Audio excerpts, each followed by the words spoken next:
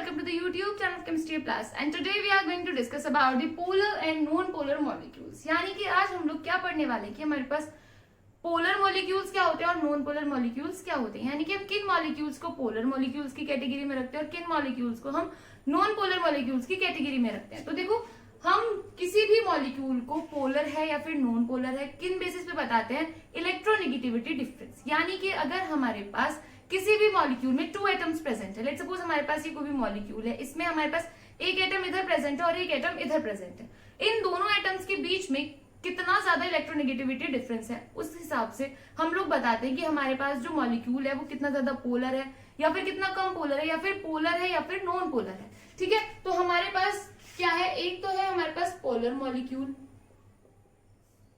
और एक है हमारे पास non polar molecule. Non polar molecule, ठीक है। अब अगर हम पोलर मॉलिक्यूल्स की बात करें तो हम क्या लिखेंगे कि if there is any electronegativity difference, there is any electronegativity difference between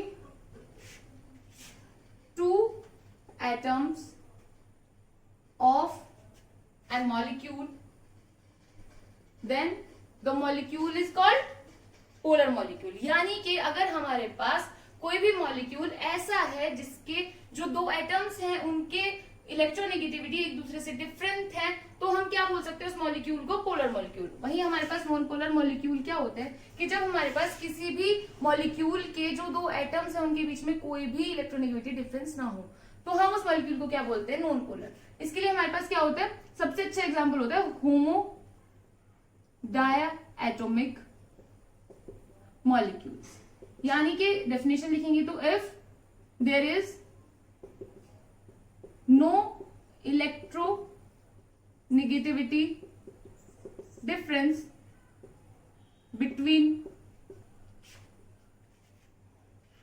two atoms of molecule, then the molecule is called what, non-polar। यानी कि हमारे पास वो मॉलिक्यूल जिनमें इलेक्ट्रोनेगेटिविटी डिफरेंस हो, जिनके पास जो दो एटम्स हैं उनके बीच में इलेक्ट्रोनेगेटिविटी डिफरेंस हो, तो हम उसे क्या बोलते हैं, पोलर मॉलिक्यूल, और नहीं हो तो नॉन पोलर। अब देखो एग्जांपल्स के थ्रू समझते हैं। जैसे कि हमारे पास यहाँ पे ये ए है और ये बी है। अगर हमारे पास बी की इलेक्ट्रोनेगेटिविटी ए की इलेक्ट्रोनेगेटिविटी से ज्यादा है, तो यहाँ पर जो दो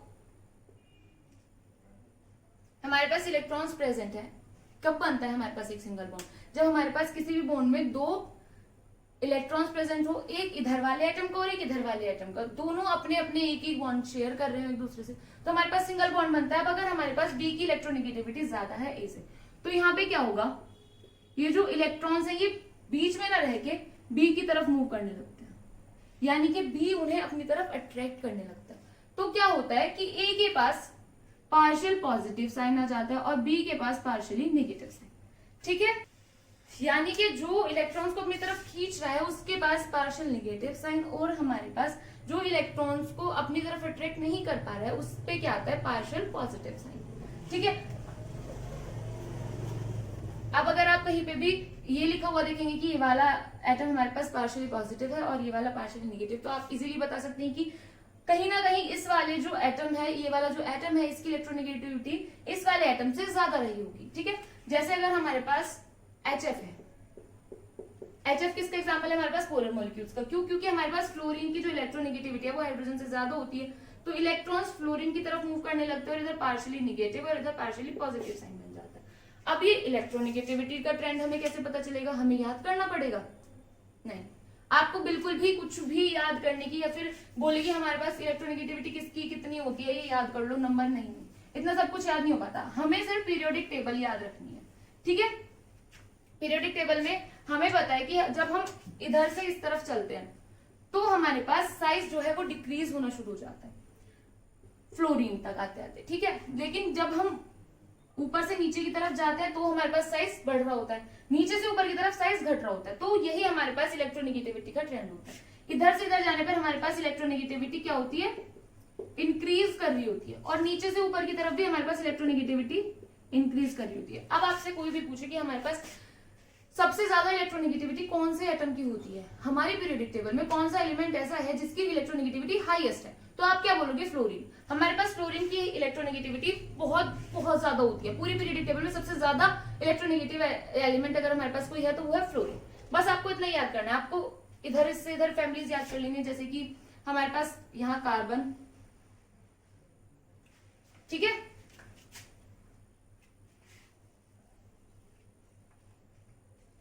क्या है, यहाँ पे कार्बन है, यहाँ नाइट्रोजन है, फिर ऑक्सीजन, फिर फ्लोरीन, ठीक है। इस तरफ हमारे पास यहाँ ऊपर हाइड्रोजन होता है, इधर लिथियम होता है।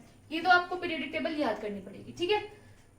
ऐसे फ्लोरीन से नीचे इधर क्लोरीन, ब्रोमीन, आयोडीन, इस हिसाब से हमें ये याद कर लेंगे। बस आपको पीरियोडिक टेबल अगर याद है ना, तो आपको सिर्फ इतना याद रखना है कि हम इधर से इधर चले या फिर नीचे से ऊपर की तरफ चले, हमारे पास इलेक्ट्रोनेगेटिविटी बढ़ रही होगी।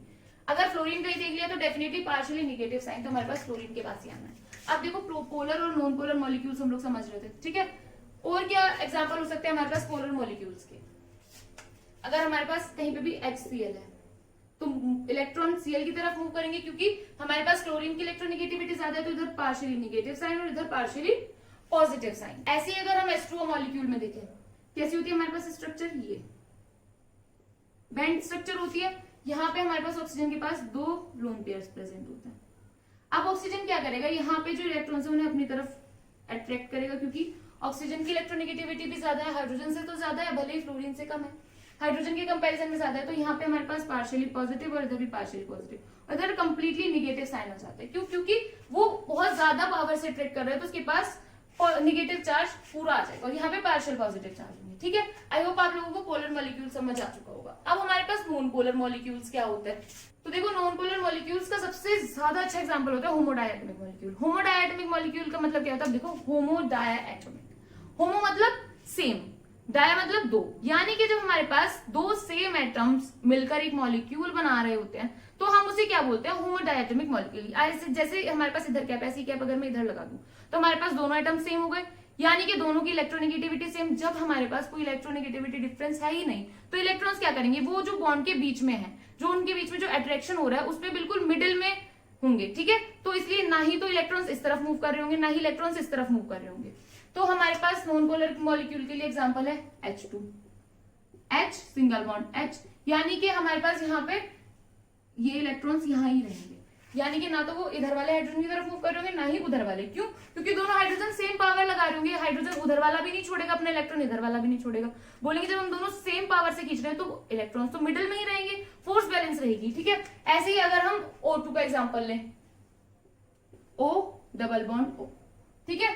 ऐसे ही अगर हम N2 का एग्जांपल लें, N ट्रिपल बॉन्ड N, तो ये सब एग्जांपल्स है हमारे पास नॉन पोलर मॉलिक्यूल्स के। आप लोगों को सिर्फ क्या याद रखना है, होमोडायटोमिक तो भूल के भी नहीं भूलना कि हमारे पास नॉन पोलर होता है, ठीक है। उसके बाद अगर हमारे पास कहीं भी कोई भी एटम, कोई भी मॉलिक्यूल ऐसा है जिसमें 2 एटम्स की इलेक्ट्रोनेगेटिविटी डिफरेंट हो, यानी कि दोनों के बीच में, दोनों एटम्स के बीच में इलेक्ट्रोनेगेटिविटी डिफरेंस हाई हो, तो हमारे पास मॉलिक्यूल पोलर मॉलिक्यूल्स की कैटेगरी में चला जाएगा। और अगर हमारे पास कोई भी इलेक्ट्रोनेगेटिविटी डिफरेंस नहीं है तो हमारे पास नॉन पोलर मॉलिक्यूल्स की कैटेगरी में चला जाएगा। आई होप आप लोगों का कंफ्यूजन क्लियर हो चुका होगा कि हम किन मॉलिक्यूल्स को पोलर बोलते हैं और किन मॉलिक्यूल्स को नॉन पोलर बोलते हैं, ठीक है।